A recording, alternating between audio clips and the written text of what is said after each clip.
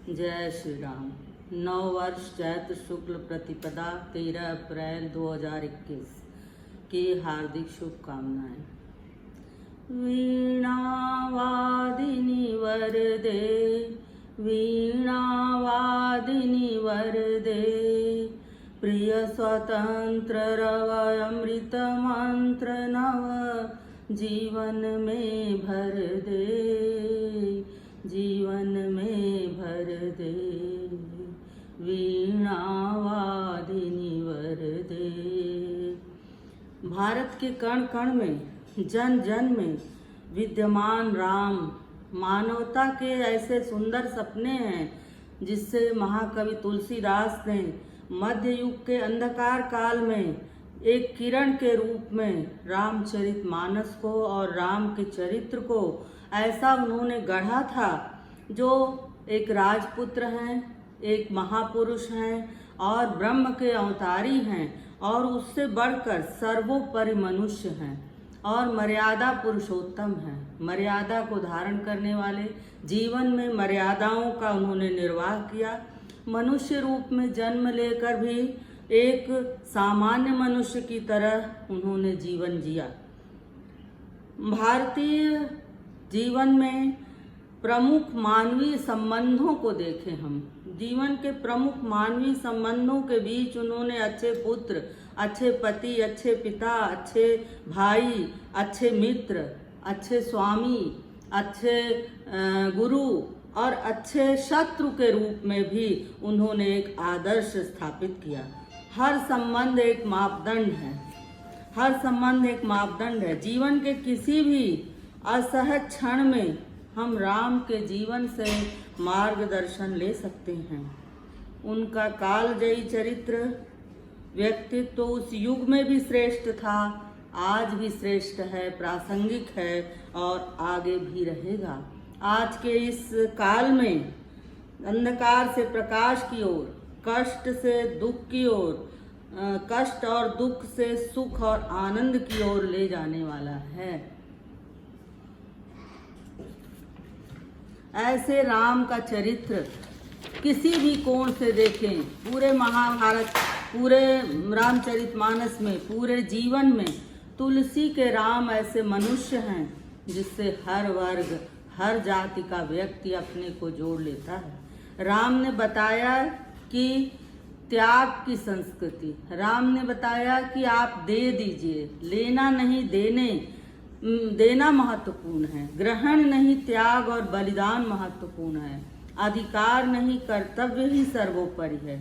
इस प्रेम और त्याग का ही परिणाम था कि अवध का राज्य एक गेंद की तरह हो गया। अवध का राज्य एक गेंद की तरह भरत और राम के बीच में लुढ़क रहा था, किसी को कोई लिप्सा नहीं थी। भरत राम की ओर फेंक रहे थे और राम जो है एक गेंद की तरह राज्य को उनकी तरफ फेंक रहे थे।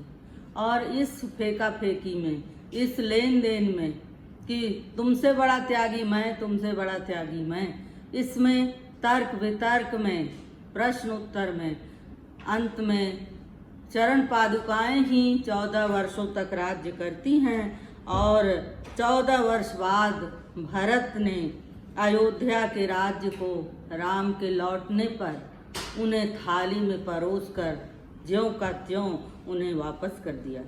यह एक, इसके विपरीत स्थितियां हैं। इसके विपरीत स्थिति हम देखते हैं तो जब तक तुलनात्मक नहीं देखेंगे कि इसके विपरीत स्थिति महाभारत में है। दुर्योधन श्री कृष्ण से कहता है कि सूच्यग्र नैव दास्यामि युद्धेन विना केशव।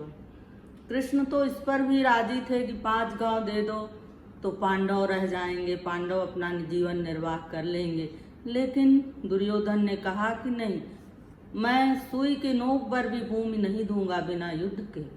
और परिणाम आप देख रहे हैं कि परिणाम क्या हुआ, विनाश।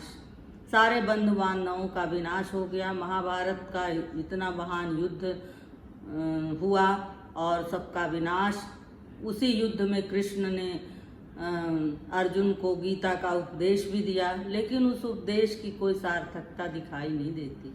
राम अपने जीवन से उन्होंने बहुत कुछ कह दिया जिसको आप कई कई जन्मों तक देखते रहें, हर युग में राम प्रासंगिक होते जाते हैं।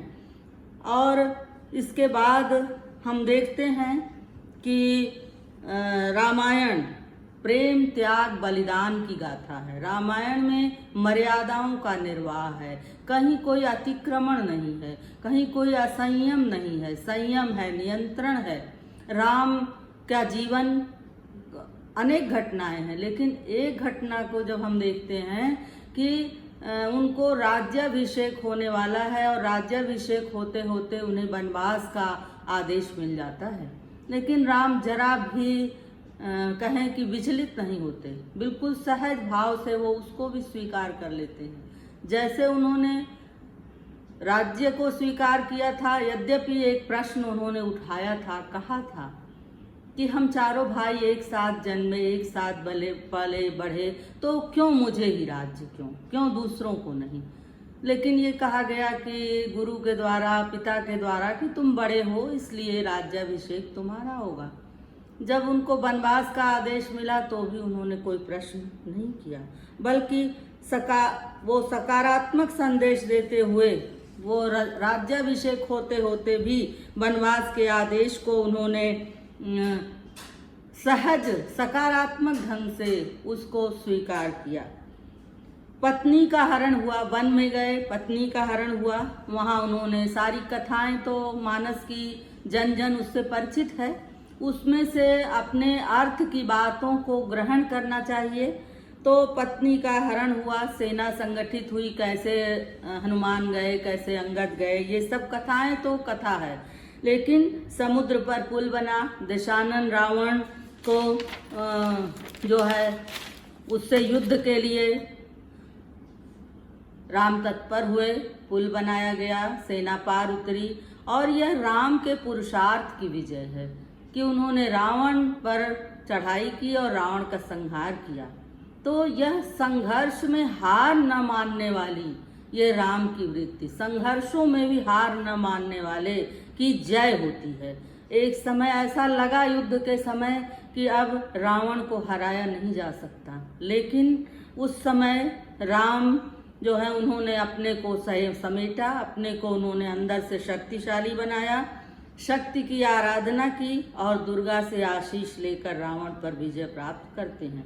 लंका का राज्य विभीषण को देकर, जिस राज्य को शंकर ने 10 शीश लेकर दिया था और राम ने वही राज्य सकुच दीन रघुनाथ, राम ने संकुचित होकर विभीषण को दे दिया।